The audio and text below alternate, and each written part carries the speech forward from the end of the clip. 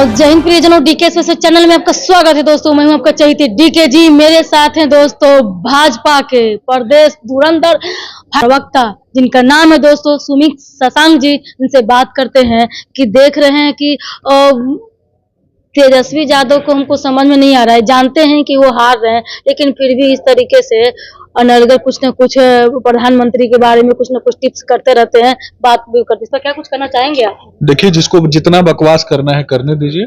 Booth लूट कर जिनके पिताजी ने 15 वर्षों तक राज किया, बिहार में बिहार के पिछड़ों को धोखा देने का काम किया, अत्याचार किया, लूट किया, वैसे लोग कहीं ना कहीं पूरे देश को बर्बाद करने की दिशा में लेकर के जाना चाहते थे।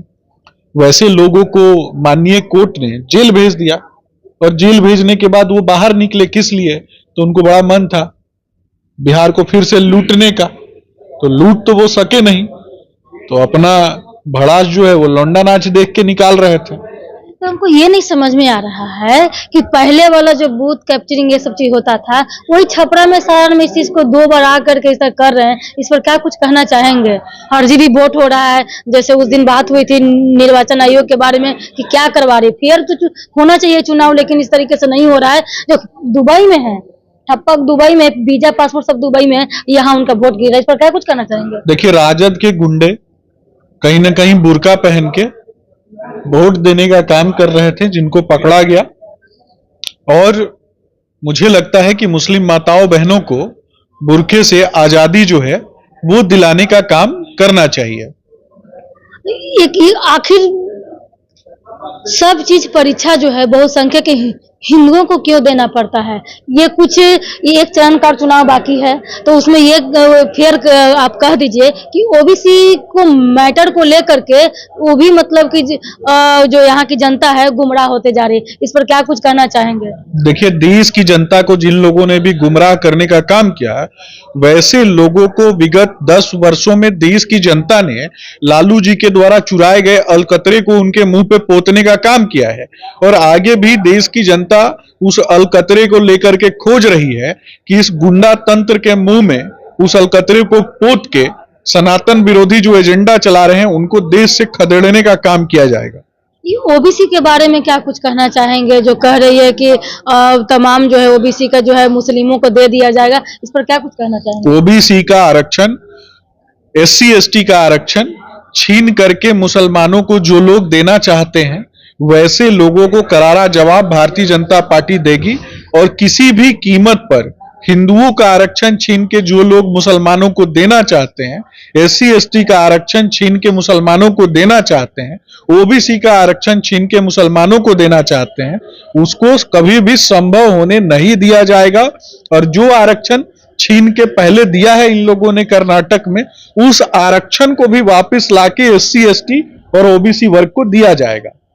तो ये तमाम जो हैं शिक्षकों के बारे में क्या कुछ कहना चाहेंगे, जो बीपीएससी को ओवर एज वाले अभी भी मुद्दे को लेकर के कोर्ट में गए हुए, हर जगह जगह जा रहे हैं। बीपीएससी ओवर एज वाले हो गए, या शारीरिक शिक्षक एवं स्वास्थ्य अनुदेशक जो सैलरी के नाम पे मात्र 8,000 रुपया उनको वेतन मिलता था, उनके बारे में कुछ कहिए। और देखिए 4,227 जो अतिथि शिक्षक है उनके बारे में कुछ बताइए कि आगे क्या कुछ इसमें एनडीए में होने वाला है। देखिए, कानूनी प्रक्रिया है, कानूनी प्रक्रिया के तहत सारी चीजें चल रही हैं, और उस पर बहुत ज्यादा टीका टिप्पणी करने की आवश्यकता नहीं है। लेकिन मुझे स्पष्ट रूप से लगता है कि शिक्षकों के सम्मान के लिए अगर किसी ने लड़ाई लड़ी तो भारतीय जनता पार्टी ने लड़ी है। और शिक्षकों के हितों के लिए, शिक्षकों के सम्मान के लिए हमने अपनी पीठ पे लाठियां खाई हैं। राजद के गुंडों के द्वारा जिस तरीके से शिक्षकों के साथ मारपीट की गई, और शिक्षकों को तो ये तो शिक्षा देना ही नहीं चाहते। शिक्षक शब्द क्या है, ये राजद के कार्यकाल में तो ये तो गायब था। तो लालू जी के जो युवराज हैं वो तो खुद 9वीं फेल हैं, उनको तो खुद नौकरी की जरूरत है, वो खुद नौकरी के लिए तरस रहे हैं। और उनका तो प्लेटफॉर्म पे गीत गा के गुजारा नहीं होगा, क्योंकि वो इतना बेसुरा गाते हैं। तो ऐसे लोग कभी भी शिक्षकों का सम्मान नहीं दिला सकते हैं। मुझे लगता है कि भारतीय जनता पार्टी हमेशा से सबके लिए, समाज के अंतिम पायदान पे बैठे हुए व्यक्ति के लिए कार्य करती है और आगे भी करते रहेंगे।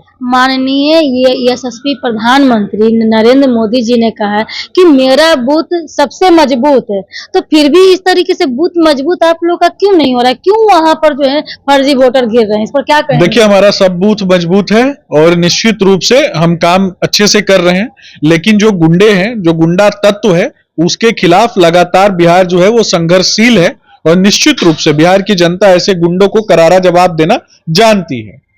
आने वाला जो है क्या लगता है कि ये 40 की सीटें बिहार में दे पा रहे हैं? 40 की 40 सीटें भारतीय जनता पार्टी जीत रही है और गुंडों की जमात को, अपराधियों की जमात को उनकी राजनीतिक हैसियत दिखाने का काम भारतीय जनता पार्टी बहुत अच्छे से करेगी। वो जातीय समीकरण को कहती है, ओबीसी के कहती है, तो हमको आप ये बताइए कि ये तो पहले तेज प्रताप तेजस्वी, फिर हार प्रहार मीसा भारती, फिर लाइन में रोहिणी, और आगे भी बेटियां कुछ आने वाली हैं क्या? देखिए, ये चाहे परिवार से कितनी भी बेटियों को ले आए, लेकिन ये कभी गरीबों के बेटियों का मान नहीं रखते। ये गरीबों के बेटियों को अपमानित करने वाले लोग हैं और गरीबों को अपमानित करने वाले लोग हैं।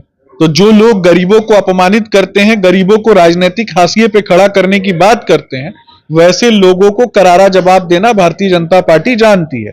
लास्ट में मेरे चैनल के माध्यम से 1 जून को जो लास्ट 7वां फेज हो चुनाव होने वाली, इस पर क्या कुछ कहना चाहते हैं बिहार प्रदेश वासियों को? बिहार का प्रत्येक व्यक्ति समाज के अंतिम पायदान पर बैठे हुए लोगों के लिए, उनके सपनों को और खुशहाली के लिए, तरक्की के लिए, और सड़कें सूनी रहेंगी या सड़कों पर चहल पहल रहेगी, रातें जो हैं वो सहमी रहेंगी या रातों में रोशनी रहेगी, लालटेन से लोगों का घर जला दिया जाएगा या बिजली में लोग रहेंगे, ये तय करना बिहार की जनता को है। और बिहार की जनता जानती है कि गुंडा तत्वों को कैसे समाप्त करना है। चलिए, बहुत बहुत धन्यवाद। देख रहे हैं दोस्तों, मेरे साथ थे भाजपा के सांग जी। देख रहे हैं क्या कहना वो चाह रहे हैं कि आगे क्या होता है और आने वाला समय में 4 जून को क्या होगा। ये तो कह रहे हैं कि 40 की 40 सीटें देंगे और आने वाले समय में जो शिक्षकों का जो मैटर है वो होगा। तो क्या अगर ये चीज आचार संहिता खत्म होने के बाद अगर नहीं होता है तो फिर बाद पर इन पर बताया जाएगा, किया जाएगा कि क्या हो रहा है, किस तरीके से सरकार में काम हो रहा है। जय हिंद। DK में लाइक शेयर करें, सब्सक्राइब करें, फेसबुक पर फॉलो करें। जय हिंद।